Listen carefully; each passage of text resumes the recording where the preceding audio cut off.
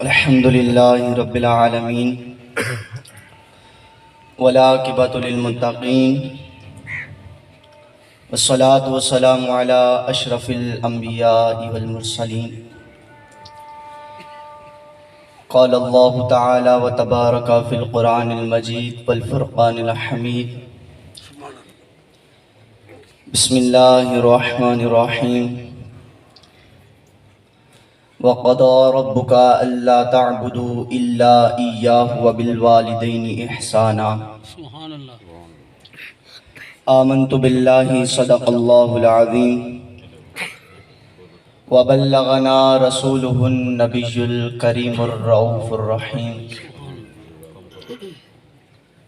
آمنت باللہ صدق اللہ العظیم وصدق رسولہ النبی الکریم الرؤوف الرحیم ان اللہ وملائکتہ یصلون علی النبی یا ایہا الذین آمنوا صلوا علیہ وسلموا تسلیما۔ تمام احباب آواز بلند پڑھ لیجئے، الصلاۃ والسلام علیکہ یا سیدی یا رسول اللہ وعلی آلک واصحابک یا سیدی یا حبیب اللہ، الصلاۃ والسلام علیکہ یا سیدی یا نبی اللہ وعلی آلک واصحابک یا سیدی یا خاتم النبیین۔ اللہ تبارک و تعالیٰ کی حمد و صلاۃ کے بعد پیارے آقا صلی اللہ علیہ وآلہ وسلم کی ثنا خوانی کے بعد میرے محترم بزرگوں اور معزز دوستوں کی بارگاہ میں السلام علیکم ورحمۃ اللہ وبرکاتہ۔ میرے محترم سامعین کرام، آج ہم خادم حسین بٹی صاحب کے اصالِ ثواب کے لیے یہاں محفل سجائے بیٹھے ہیں۔ میں دعا کرتا ہوں کہ اللہ تبارک و تعالیٰ ان کو جنت الفردوس میں اعلیٰ مقام عطا فرمائے۔ اللہ تبارک و تعالیٰ پیارے آقا کے ہاتھوں سے انہیں جام کوثر پینا نصیب فرمائے۔ لواحقین کو صبر جمیل اس پر اجر عظیم عطا فرمائے، اور ہم سب کو مرنے سے پہلے موت کی تیاری کرنے کی توفیق عطا فرمائے۔ میرے محترم سامعین کرام، خادم حسین بٹی صاحب کے اصالِ ثواب کے لیے ایک درود و سلام کی فضیلت آپ کے گوش گزار کرتا ہوں، اور اس کا جو ثواب حاصل ہوگا اس کو میں خادم حسین بٹی صاحب کی بارگاہ میں پیش کروں گا۔ اللہ تبارک و تعالیٰ اس کے صدقے میں ان کی بخشش و مغفرت فرمائے۔ میرے محترم سامعین کرام، پیارے آقا صلی اللہ علیہ وآلہ وسلم نے ارشاد فرمایا، جو شخص مجھ پر ایک دفعہ درود پاک پڑھتا ہے، اللہ تبارک و تعالیٰ اپنے اس بندے پر 10 مرتبہ نظر رحمت فرماتا ہے۔ جملہ بہت افضل تھا، لیکن آپ نے اب سے ہی گوا دیا۔ ایک دفعہ درود و سلام پڑھنا، اللہ تبارک و تعالیٰ اس بندے کی طرف 10 مرتبہ نظر رحمت فرماتا ہے۔ میں نے پڑھ لیا، آپ نے سن لیا، اب سنیے آگے علماء کرام کیا فرماتے ہیں۔ فرماتے ہیں، بندو تم ایسے ہی سمجھتے ہو اللہ کی رحمتیں؟ فرمایا 10 رحمتیں تو بڑے ہی دور کی بات ہے۔ جس بندے پر اللہ تبارک و تعالیٰ کی ایک مرتبہ نظر رحمت پڑ جائے، وہ بندہ بدبخت نہیں رہتا بلکہ خوشبخت بن جایا کرتا ہے۔ وہ بندہ خوشبخت بن جایا کرتا ہے۔ اور فرمایا کل بروز قیامت کا دن ہوگا، میدان محشر سجا ہوگا، اللہ تبارک و تعالیٰ اپنے پورے جلال کے ساتھ آئے گا۔ وہاں پر انسان تو بڑی ہی دور کی بات ہے، فرشتوں کی بھی جرات نہ ہوگی کہ اللہ تبارک و تعالیٰ کی بارگاہ میں کچھ عرض کر سکیں۔ انسان تو انسان، فرشتے بھی ہاتھ باندھ کر صفے بنا کر کھڑے ہوں گے، لیکن اس وقت ایک عاشق رسول امام احمد رضا خان آئیں گے اور کہیں گے، اے فرشتوں کیوں گھبراتے ہو؟ اے فرشتوں کیوں گھبراتے ہو؟ میرے پاس ایک نسخہ ایسا ہے کہ میں اگر وہ نسخہ اپناؤں گا تو رب کا جلال جو ہے وہ جمال میں تبدیل ہو جائے گا۔ اب میں ایک شعر پڑھنے لگا ہوں۔ اکثر اوقات جمعے والے دن ہم یہ شعر سماعت کرتے ہیں، اعلیٰ حضرت کا ہی شعر ہے۔ اعلیٰ حضرت فرماتے ہیں، مجھ سے خدمت کے قدسی کہیں ہاں رضا۔ یہ شعر ہم نے 12 مرتبہ سنا ہے، لیکن آج ذرا اس کا مقصد بھی سن لیں کہ کیوں اعلیٰ حضرت نے یہ شعر ارشاد فرمایا۔ آج فرماتے ہیں کل بروز قیامت مجھ سے قدسی کہیں، قدسی کہتے ہیں فرشتوں کو، مجھ سے خدمت کے قدسی کہیں ہاں رضا، اے رضا بتاؤ تمہارے پاس کون سا ایسا نسخہ ہے کہ تم رب کے جلال کو جمال میں تبدیل کر سکتے ہو؟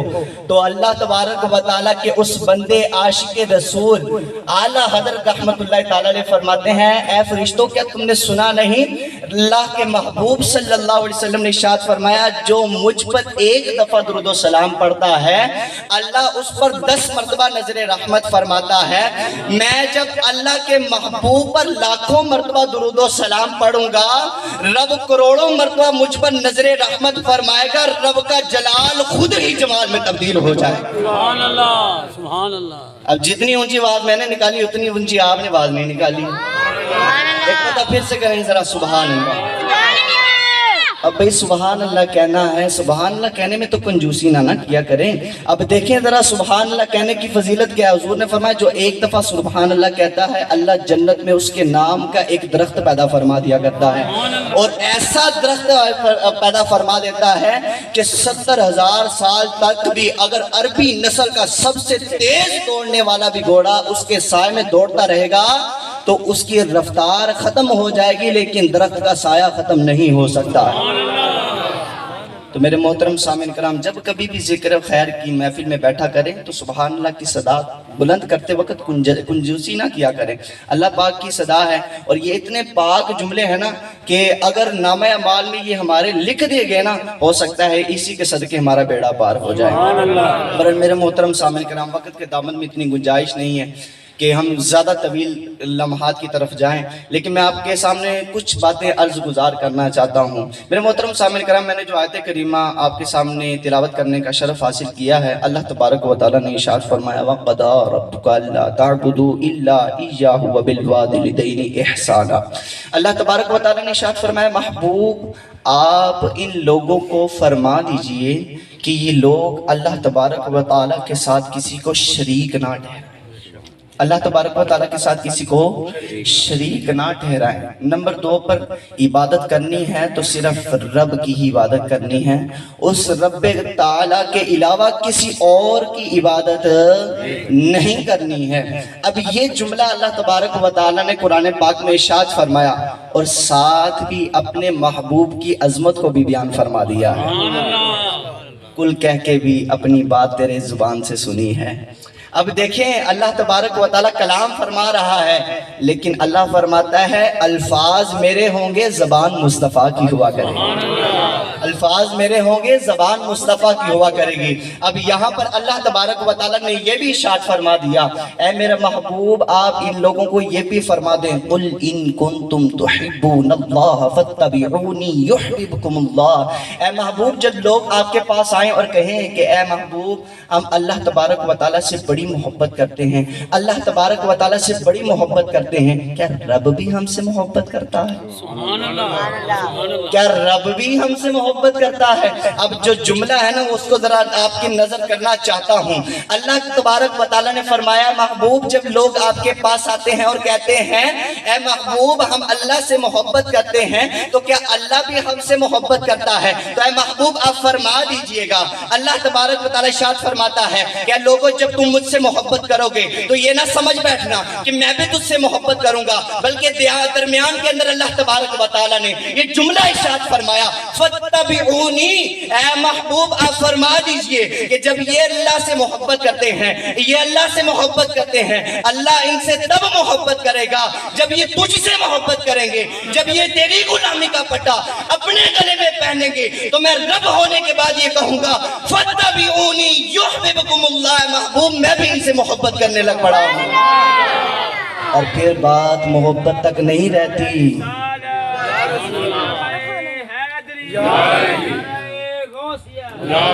اور پھر بات محبت تک ہی ختم نہیں ہوتی بلکہ جب رب کسی سے محبت کرتا ہے نا تو یہ قرآن ہے وَيَغْفِرْ لَكُمْ ذُنُوبَكُمْ، اللہ تبارک و تعالیٰ اس کی بخشش فرما کر اس کو جنت میں بھی داخل فرما دیتا ہے، اللہ تبارک و تعالیٰ اس کی بخشش فرما کے اس کو جنت میں بھی داخل فرما دیتا ہے۔ میرے محترم سامعین کرام اس بات سے ہمیں پہلی بات جو سبق حاصل کرنے کے لیے ملا وہ یہ تھا کہ انسان دنیا میں آیا ہے، اللہ تبارک و تعالیٰ نے ارشاد فرمایا وَمَا خَلَقْتُ الْجِنَّ وَالْإِنسَ إِلَّا لِيَعْبُدُونَ، اللہ نے اپنی عبادت کے لیے جن و انس کو پیدا فرمایا، لیکن یاد رکھنا میرے محبوب کی محبت کے علاوہ میرے پاس آؤ گے نا تو تمہیں قبول نہیں کیا جائے گا۔ میرے محبوب کی محبت کے علاوہ تم میرے پاس آؤ گے نا تو تمہیں قبول نہیں کیا جائے گا، اور جب میرے محبوب کی محبت کا پٹا اپنے گلے میں ڈال لو گے میں تمہیں ایسا مرتبہ عطا فرماؤں گا کہ ایسا مرتبہ کسی ساری زندگی عبادت کرنے والوں کو بھی نہیں عطا فرمایا گا۔ اب دیکھیے گا کیا مرتبہ ملا۔ حضرت بایزید بستامی فرماتے ہیں ایک شخص میرے پاس آیا، کہنے لگا حضرت چلیں ذرا باہر نا، ایک فلاں جگہ پر نا اللہ کے بہت بڑے ولی ہیں۔ کہتے ہیں میں چلا گیا دیکھتا کہ وہ اللہ کے ولی جو تھے نا جن کو میں دیکھ رہا تھا انہوں نے اپنے منہ میں پانی ڈالا ہوا تھا، تو کیا ہوا میں اس شخص کو دیکھ رہا تھا کہ اس نے قبلے کی طرف دیکھ کے نا اس پانی کو نا پھینک دیا نیچے، تھوک دیا۔ میں وہیں سے واپس پلٹ آیا، میں نے کہا کہ جس بندے کو قبلے کی حرمت کا نہیں پتا، کہ قبلے کی عظمت کا نہیں پتا، وہ اللہ کا ولی کیسے بن سکتا ہے؟ کہتے میں اپنی ذات کے لیے واپس نہ آیا بلکہ محبوب کی تعلیمات سیکھی ہوئی تھی اس کی وجہ سے واپس آیا۔ اب سنو کیا ہوتا ہے، حضرت بایزید بستامی فرماتے ہیں میں نے رب کے محبوب کے ساتھ محبت کی تھی، رات ہوتی ہے حضور جانے جانا میرے خواب میں تشریف لاتے ہیں اور فرماتے ہیں اے بایزید بستامی جس نور کو تلاش کرنے کے لیے تو واپس چلا آیا ہے اس نور کو رب نے تیرے دل کے اندر اتار دیا ہے، تیرے دل میں نازل فرما دیا ہے۔ اور حضرت بایزید بستامی فرماتے ہیں اے لوگوں سننا، اب سارے لوگوں کو میں سارے یہاں پر موجود لوگوں کو یہ بات بتانا چاہتا ہوں۔ حضرت بایزید بستامی فرماتے ہیں اے لوگوں آج جو تم یہ مرتبہ دیکھ رہے ہو ایک دن بعد اللہ تبارک و تعالیٰ نے مجھے یہ مرتبہ عطا فرما دیا۔ بایزید بستامی سے پوچھا گیا اے بایزید بستامی ذرا بتلاؤ تو صحیح کون سا مرتبہ تمہیں عطا کیا گیا؟ بایزید بستامی فرمانے لگے اللہ نے جو مقام و مرتبہ فرشتوں میں جبریل کو عطا فرمایا ہے وہ مقام و مرتبہ ولیوں میں حضرت بایزید بستامی کو عطا فرما دیا، وہ مقام و مرتبہ بایزید بستامی کو عطا فرما دیا ہے۔ تو سب سے پہلے حضور کی اطاعت ہے۔ اگر ہم چاہتے ہیں کہ ہماری دنیا بھی سنور جائے، ہماری آخرت بھی سنور جائے، تو سب سے پہلے ہمیں حضور کی اطاعت میں آنا پڑے گا، حضور کی فرما برداری میں آنا پڑے گا۔ اور اب میں ماں باپ کے حوالے سے کچھ باتیں گوش گزار کرنا چاہتا ہوں۔ میرے محترم سامعین کرام، سب احباب یہاں پر موجود ہیں، سب کو ہی پتہ ہے کہ والدین کی بڑی ہی عظمت و شان ہے۔ ماں باپ ایک لوتا سہارا ہے کہ جن کے سہارے کے بنا کوئی اور نہیں اتنا پیار کرنے والا ہے۔ میرے محترم سامعین کرام، حضور نبی رحمت صلی اللہ علیہ وسلم نے والدین ماں اور باپ دونوں کی شان و عظمت کو بیان فرمایا ہے، لیکن آج کل کیا ہو رہا ہے؟ آج کل ماں کی تو عظمت و شان کو بیان کیا جا رہا ہے لیکن باپ کی عظمت و شان کو بھلا دیا جا رہا ہے۔ کتنے افسوس کی بات ہے۔ مانتے ہیں کہ ماں کی بھی بڑی عظمت ہے۔ حضور کی بارگاہ میں ایک شخص آیا، کہنے لگا یا رسول اللہ میں نے اپنی ماں کو کندھے پر اٹھا کر نا ایسے پہاڑ پر چلا ہوں کہ جس پہاڑ کے اوپر اگر گوشت کا ٹکڑا بھی رکھ دیا جائے نا تو وہ بھی جل کے راکھ ہو جائے، تو کیا میں نے اپنی ماں کا حق ادا کر دیا؟ حضور نے فرمایا کہ جب تو پیدا ہونے والا تھا نا، تیری پیدائش کے وقت تیری ماں کو جو جھٹکے لگے تھے نا، ان ایک جھٹکے میں سے بھی تیرا احساس نہیں پیدا ہوا، اس ایک جھٹکے کا بھی جو ہے نا تو نے جو ہے نا صلہ ادا نہیں کیا ہے۔ تو میرے محترم سامنے کرا ساری زندگی بھی انسان اپنے ماں باپ کا شکریہ ادا کرتا رہے تو نہیں کر سکتا ہے۔ میرے حضور نے فرمایا کہ اپنے ماں باپ کی عزت کرو، اپنے ماں باپ کا ادب و احترام کرو کہ جب وہ دنیا میں تمہارے پاس موجود ہو تو ان کی خدمت کرو، کیونکہ یہی تمہاری جنت ہے اور یہی تمہاری دوزخ ہے۔ اگر تم ان کی فرما برداری کرو گے رب تمہیں جنت میں داخل فرما دے گا، اور اگر تم نے نافرمانی کی تو آخرت میں تو عذاب ہے ہی ہے، دنیا بھی عذاب کے جھٹکے تمہیں محسوس کرنے پڑیں گے۔ میرے محترم سامعین کرام، آج لوگ کیا کرتے ہیں؟ اپنے ماں باپ کی عظمت و شان کو بھلائے بیٹھے ہیں۔ یہاں پر جتنے احباب موجود ہیں اللہ تبارک و تعالیٰ نے ارشاد فرمایا اپنے ماں باپ کو اف تک نہ کہو، لیکن میں اور آپ ذرا غور کریں کہ ہم دن بھر میں اپنے ماں باپ کو کتنی مرتبہ یاد کرتے ہیں، کتنی مرتبہ ان کا تذکرہ کرتے ہیں۔ حضور نبی رحمت صلی اللہ علیہ وسلم نے ارشاد فرمایا تمہارے ماں باپ دونوں میں سے کوئی ایک یا دونوں اگر حیات ہے اور بڑھاپے کی عمر میں پہنچ جائیں تو تم ان کی خدمت کیا کرو. رب تعالیٰ تمہیں ایسا مرتبہ عطا فرمائے گا, ایسا مرتبہ عطا فرمائے گا کہ کل بروز قیامت لوگ تمہارا مرتبہ دیکھ کے تم پر رشک کیا کریں گے, لوگ تم پر رشک کیا کریں گے. اور جب یہ دنیا سے چلے جائیں نا, دنیا کو چھوڑ کر چلے جائیں, تو یوں ہی نا ان کو بلا دیا کرو, بلکہ ہر روز جا کے نا ان کی قبر پر جا کر سورہ یاسین کی تلاوت کیا کرو. کیا فائدہ ہوگا؟ سورہ یاسین میں جتنے حروف ہیں نا, اللہ تبارک و تعالیٰ ہر کلمے کے بدلے میں اللہ تبارک و تعالیٰ ان کو ایک نیکی عطا فرمائے گا. اور خوشخبری کی بات تو یہ ہے کہ جب تو جائے گا نا اس دنیا سے, فرشتے تیری قبر پر آ کر سورہ یاسین کی تلاوت کیا کریں. تیرے لیے خوش نصیبی ہے. میرے محترم سامعین کرام, آج ہم ماں باپ کیا کہتے ہیں؟ ماں باپ ہمیں ڈانٹے نا, ماں باپ ہمیں سمجھائے بیٹا یہ کام نہ کرو, بیٹا یہ کام تم نے نہیں کرنا, ہم کہتے ہیں ماں باپ ہماری بات نہیں سمجھے. ارے میں تجھ سے کہنا چاہتا ہوں, تو کون ہوتا ہے ماں باپ کو کہتا ہے کہ ماں باپ تمہاری بات نہیں سمجھتے؟ ارے جب تو چھوٹا تھا تو بول نہیں سکتا تھا, تیرے پیٹ میں درد تھا تو بول نہیں سکتا تھا, تیرے سر میں درد تھا تو بول نہیں سکتا تھا, تجھے بھوک لگتی تھی تو بول نہیں سکتا تھا, تجھے پیاس لگتی تھی تو بول نہیں سکتا تھا, تجھے سردی ہوتی تھی تو بول نہیں سکتا تھا. ارے جب تو بول نہیں سکتا تھا تب بھی تیرے ماں باپ سمجھ جاتے تھے تو کیا کہہ رہا ہے, اور آج جب تو بولتا ہے تو ماں باپ کو کہتا ہے کہ تمہاری بات نہیں سمجھتے. کتنے افسوس کی بات ہے یار, کتنے افسوس کی بات ہے. آج اپنے اپنے ماں باپ کو کیا سمجھا ہوا ہے, ماں باپ کا کیا کو احترام ہم کر رہے ہیں. افسوس ہے میں اپنی زندگیوں پر. کیا ہمیں حضور نے یہ تعلیمات سکھائی تھی؟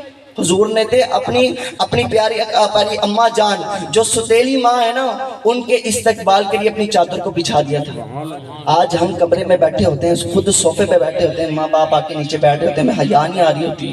میرے محترم سامعین کرام, یہی درس لے کے اٹھیں یار, ماں باپ نے ایک دن چلے جانا ہے. یاد رکھیے گا, ماں باپ کو ستانے والی ایسی کتاب ہے جس کو لکھتے تو ہم ہیں, لیکن اس کو پڑھ کے ہماری اولاد سناتی ہے. اللہ پاک کی بارگاہ میں دعا ہے, اللہ پاک مجھے اور آپ سب کو عمل کی توفیق عطا فرمائے. کہ محمد سے وفا تو نے تو ہم تیرے ہیں, یہ جہاں چیز ہے کہ لوح و قلم تیرے ہیں. وآخر دعوانا الحمدللہ رب العالمین.